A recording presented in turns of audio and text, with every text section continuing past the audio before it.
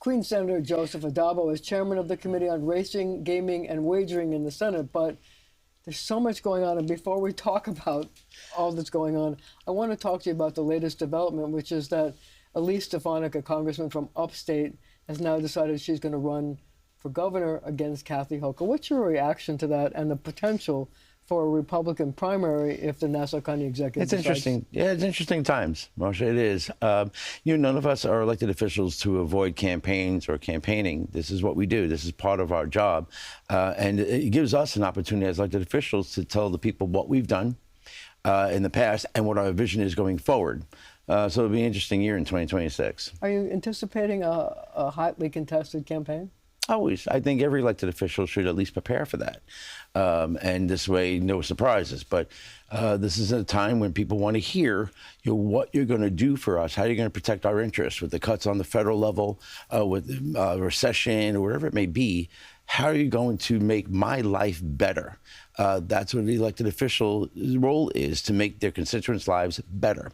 And so it'll be interesting times to watch both the governor election and the local elections. So here's the key question is going to be whether you tax the rich or you don't, and how you come up with money to have an affordability agenda. Do you think there's an appetite in Albany to start taxing the rich? I think whenever we decide on fiscal situations, it's dropping a pebble in a pond, and there's a ripple effect, and we have to weigh those ripple effects.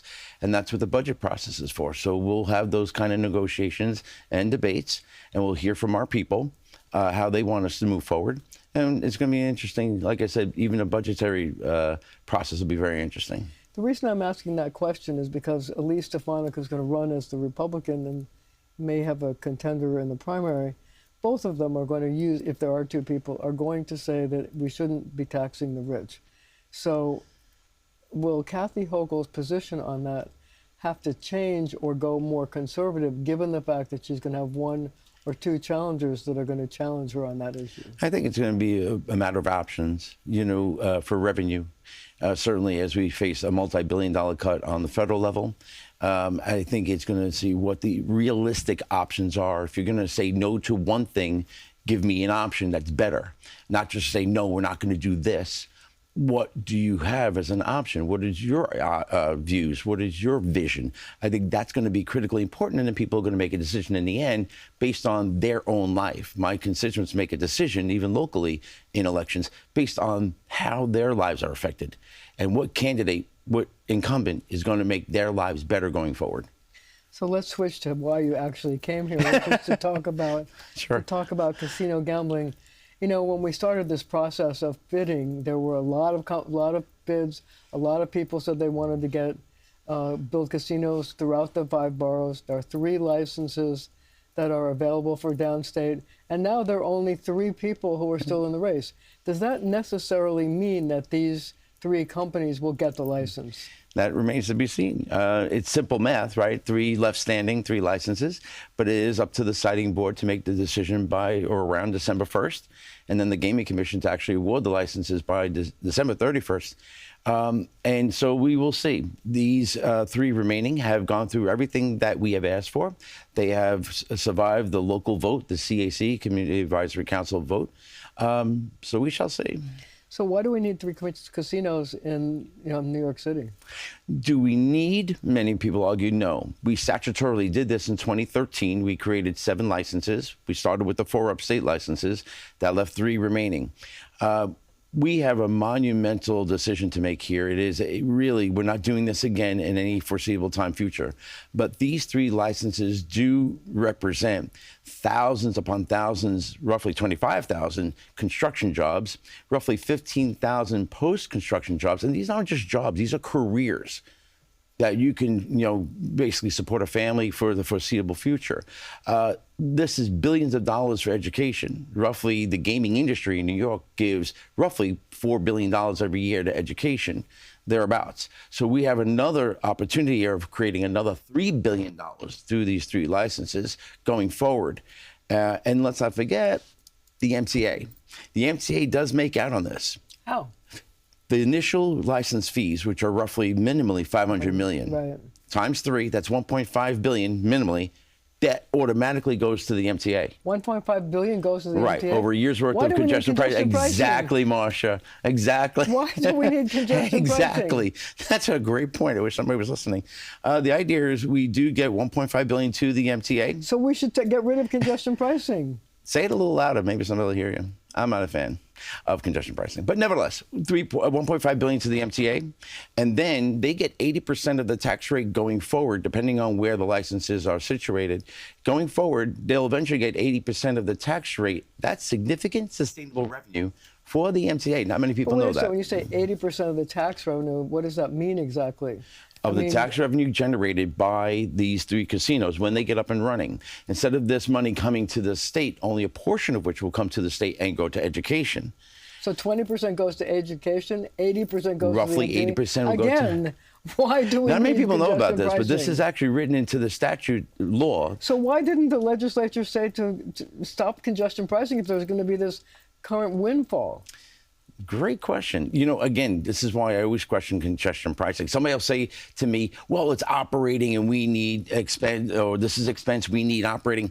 It's an accounting shift. Well, let me it doesn't, to me, can be changed. Let me interrupt you for a second. Sure. So if these licenses are awarded in December, which they're supposed to be, yes. When does that $500 million from each company come into our coffers? It would be the fiscal year next year, this coming year, 26, right? So it'll be that fiscal year budget. There are a lot of angry people who are going to say to you, cut congestion pricing. Say something to the powers that be. Say I'm not saying anything to no, the I'm just powers saying that be, that but is you're something a lawmaker. No, that is something that we will bring up. And are again, you going to bring it up? I'd love to bring it up, given the opportunity during the budget process. Yes. I mean, you have a situation where people don't really like paying congestion pricing, and now the MTA is going to get this huge windfall. $1.5 billion, really? That's a one shot. The 1.5 billion is a one shot, but the Then I get 80% going forward, right? So you're not a happy camper when you take a look at those numbers, right? I'm a realist. And, you know, it's tough to take something down like the congestion pricing once it's already put in place. But this is a conversation that we'll have with the governor's administration, with my leadership as well. Well, on that note, we're going to leave it right there. But our conversation continues right after the show on our streaming channel, CBS News New York.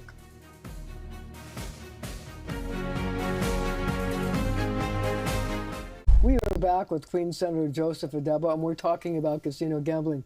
One of the questions I had is this. If you take a look at the 4 licenses that you did upstate, most of those casinos are at least 100 miles apart. But if you take a look at the licenses, if they are all 3 are awarded in New York City, they're just a few miles apart. What does that do to competition? And could it mean that they're not going to make as much money as they say they're going to make? Yeah, time will tell much. You know, the idea is competition could be good. You know, what each one offers could have different amenities. But competition, in my opinion, in a very competitive field like gaming, could be good for the resident or the participant. But are there enough people who want to gamble to support 3 casinos that are within a short distance of each other? Well, many people will point to Atlantic City, how all those casinos pretty much survived over the course of more than 20 years, 40 years. But don't forget, they are located near 2 major airports, so a lot of tourism could sustain that as well. So another question I have is this. You know, everybody assumed that the Yonkers Racino was going to be in the bidding to get one of these licenses. And at the very last minute, the family that owns it said they're going to not do it. They're not going to go for the casino part. So were you surprised by that? And the fact that there is still will be this racino in Yonkers, will that take away business from the 3 casinos that are going to be just, a few miles away? Surprise, yes. MGM has been a very credible operator in Yonkers, a good neighbor, as I understand it. They made it through many hurdles and many steps to get to where they were. And late in the game, they pulled out and said no. Surprise, yes, but that is a question for really them. Why? They right now intend to stay as a racino. They have their followers. They have their customers and who are loyal. And so we'll see.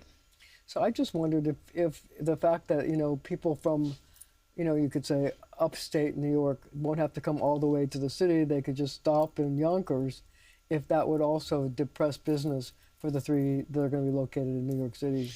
Like I said, a full-fledged casino does offer many different amenities than maybe a racino does. I have Resorts World near my district in my hometown of Ozone Park. I see them. They are a racino now, but they are one of the most successful gaming sites in the country. Again, I think the geographic location is fantastic, near the city, near the airport. And so they will offer many different amenities going forward should they get the full license. The other question I have is this: the competition with sports betting. Some casinos have complained that they have seen a reduction in their business as the sports betting world has become much more popular. Is that a concern here in New York?